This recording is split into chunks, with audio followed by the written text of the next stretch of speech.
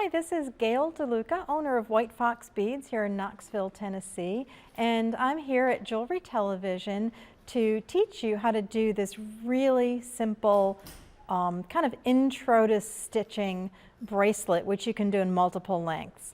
If you've never done stitching before, this would be a great place to start. Okay, so we're going to start by talking about what seed beads we're going to use. So we're going to go to my bead mat, and I'm going to point to the different beads as I describe them. This is a size 15 seed bead. This is a Miyuki seed bead. Then over here we have a Tila bead, which is a 2-hole bead. And then next over here we have a half Tila, which is also a Japanese seed bead and also a 2-hole bead. And I'm just going to go around the circle. This is our clasp that we're going to use, and this is a nice magnetic clasp. What's nice about this is not only its strength, but the loops at the end are soldered on, so they are not sharp, and there's no place for your thread to slip through as if it is in a jump ring. So it's a great clasp for stitching. And then we've got back here, we've got a size 8 round seed bead, and then around this side of the mat we've got a 1.8 millimeter cube, and these are all Miyuki beads.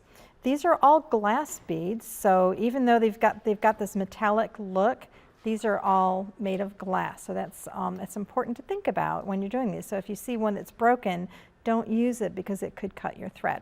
Okay, so let's start by picking up the first 9 seed beads that are going to form the loop around the clasp. And let's see, 4, 5, that's 9. Okay. And I'm going to slide these down to the end of my thread. And I've got maybe 2 feet of thread. That's going to be plenty for a bracelet, but we can always add thread if we need to. And here's my beads and my clasp, and I'm going to stitch through these size 15 seed beads again, and that's going to form them up into a little circle. And I'm stitching through all the beads again, and then snugging it. And notice how I pull that. If I pull that, it wants to pull it apart. If I stitch through one more bead and then pull on my thread, it forms a very nice little circle. And that's how we're going to start our project. Okay. So the next thing that we're going to do, I'm going to set this aside. I've got another piece already strung, is we're just going to string a number of beads in sequence. If you're watching this and you've purchased the kit that I'm selling on Jewelry Television, your instructions will give you the sequence. Otherwise, you can pause this and actually write down the sequence, or alternatively, you can make up your own sequence. It doesn't really matter how you do it as long as it's pleasing to you. I like kind of a random look, so it's hard to get random, so that's why I actually wrote down the sequence in the instructions. So after we stitch our loop, which is at this end here, there we go. After we stitch our loop, then we're just going to start stringing the beads. And I don't need to show you how to string beads, but this is just kind of the sequence that we're going to do. And once you get to the length that you want, then we go ahead and add the other clasp. Okay, so we'll talk a little bit about the length. If you want just a simple single strand bracelet, then what you would do is maybe about a 6.5, 7 inches, depends on the size bracelet you want to do. If you double that, then you can do a wrap bracelet that will wrap around your wrist twice. There we go.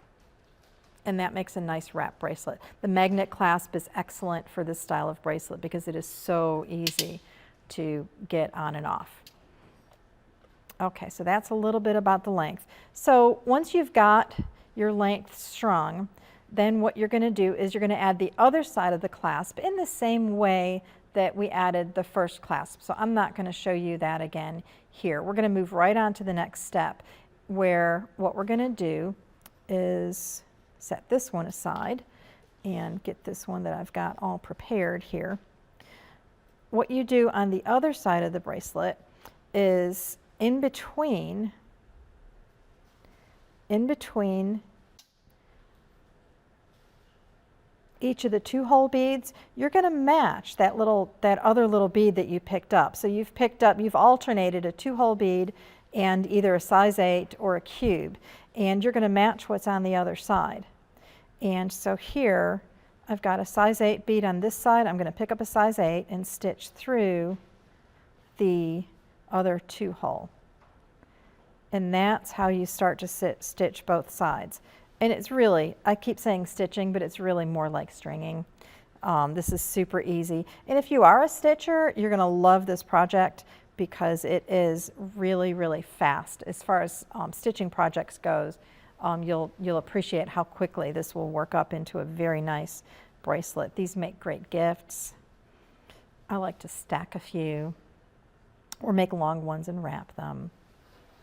And just as quick as that, your bracelet is just about done. And all we have to do is string these last couple of beads and then weave in our threads to finish. And there you have my simple beginning strong woven bracelet. Now that you've finished stringing the other side of your beads and adding your clasp, it's that easy. You are done. Thank you again for spending this time with me. I hope you learned as much as I had fun doing this for you. My name is Gail DeLuca, and thank you so much. You can find me here in Knoxville at whitefoxbeads.com.